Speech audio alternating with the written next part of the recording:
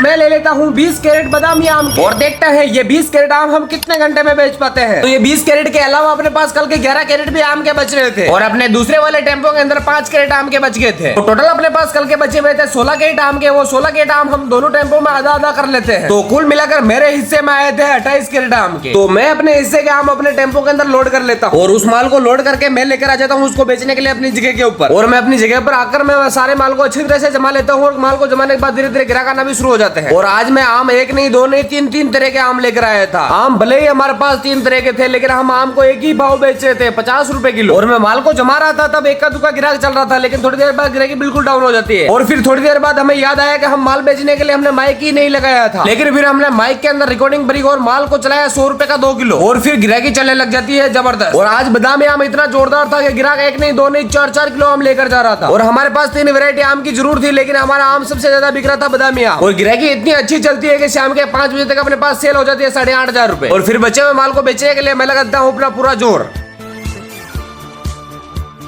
और फिर शाम के 7:30 बजते बजते अपने बादामी आम ऑलमोस्ट खत्म हो चुके थे लेकिन हमारे दशहरी और सिंदूरी आम बिल्कुल नहीं बिक रहे थे। और बचे हुए आम को मैं 1-1.5 घंटा और बेचता हूँ लेकिन अपने पास फिर भी आम बच जाते हैं 4 कैरेट। और आज अपने पूरे दिन मेहनत करने के बाद अपनी सेल हुई थी 13,860 रुपए। और आज का प्रॉफिट मैं कमेंट में पिन कर दूंगा।